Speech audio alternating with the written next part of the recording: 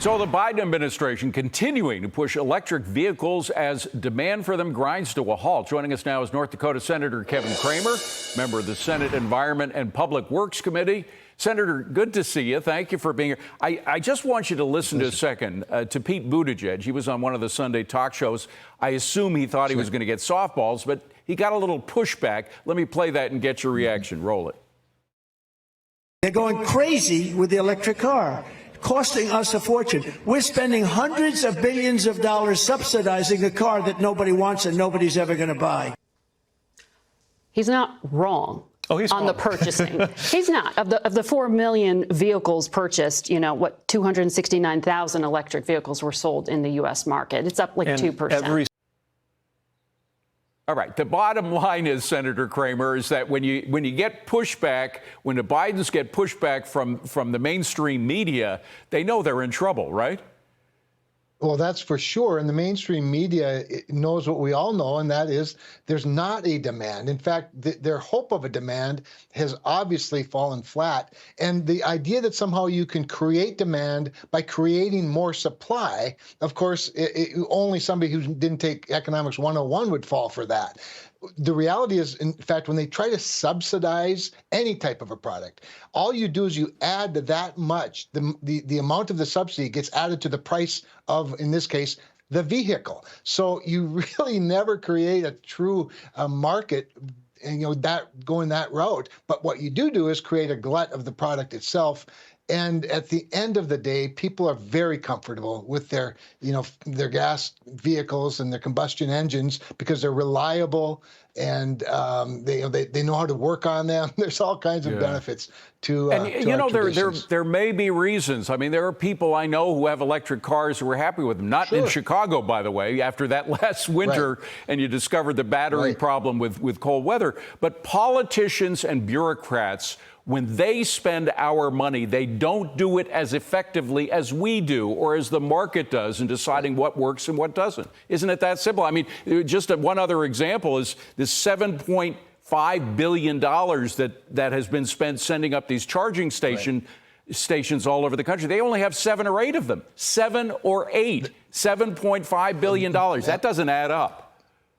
It doesn't add up very well, that's for sure. And the goal was, the promise by Joe Biden was there'd be 500,000 of these charging stations. And you sort of touched on that point when you talk about Chicago and the fact that the batteries don't last long. In fact, when the temperature gets below 20 degrees below zero, they lose 40% of their battery life. And if you live someplace where it doesn't get 20 below, try North Dakota. It's fairly common for it to get 20 below zero. So that leaves probably half of our country out of the market for an electric vehicle. And the other thing, David, is it's largely wealthy people that do buy electric vehicles because they live in places and they can afford to have an extra car. They like the idea of an electric vehicle, but that doesn't even begin to talk about the fact that we don't have the electric generation and transmission that can support more of this demand for electricity. We've got AI eating up a lot of electricity. You've got cryptocurrency mining that takes up a lot of electricity.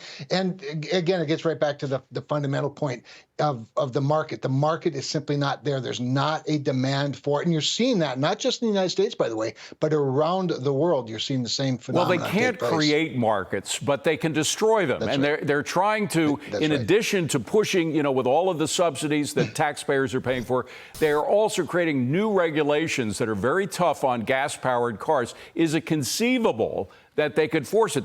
They're doing the same thing in states, by the way, with regard to natural gas ovens. We have all these new regs for ovens that make it almost impossible to have gas ovens now, even though, if you have an electric oven, hey, somebody's got to pay for that extra electricity. Of course, electricity also has to be created somehow, and it's not always able to be created by sun when it's cloudy or by wind when there's no wind.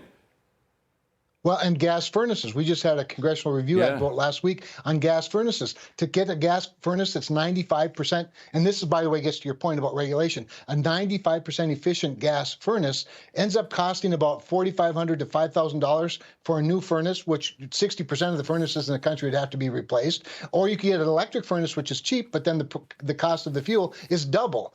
There is no rationale for any of this stuff in the free market system. And it leads to such distortions. it leads to distortions, not only market, but foreign policy distortions. I mean, now because of our foreign policy considerations, we're letting the Iranians produce a lot more oil than they were under the Donald Trump administration, and we're buying more oil from Venezuela. They produce it in a much dirtier fashion than we do. So if you want a clean environment, you produce it here where we have the regs to make sure it is a clean environment. Speaking of Iran, very quickly, we got the news over the weekend. It's shocking news that the Biden administration is now pressing our allies, our European allies, not to confront Iran on their nuclear program, which is advancing very quickly.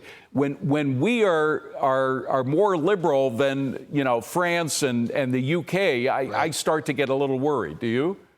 Well, as do I, but this is just the latest example of a projection of weakness by this president. They have coddled Iran all along. Look at the way they're treating our friend Israel with withholding weapons, for example, offensive weapons that could help them put an end to the war against Iran via Hamas. The fact that we haven't sunk any of Iranian ships in the Red Sea when they're shooting at our sailors, it's mind-numbing to me. Yeah. The whole Iran nuclear deal is ridiculous. But you're right. It's not just the Iranian deal. There's lots of areas where NATO leadership now is calling on the United States to lift its restrictions on the use of its weapons by Ukraine. Ukraine is given these weapons, but they're not allowed to fire them at the source of the weapons that are coming back at them. Yeah, it's an absolute projection of weakness, and it's a philosophy that most Americans and, frankly, a growing number of people around the world don't agree with. Well, and it's why Donald Trump is hitting on common sense as the issue of this campaign in all areas, whether it's dealing with the border, foreign policy, economics, et cetera. Senator, great to see you. Thank you for being here. Senator Kevin Cramer. Thanks, David.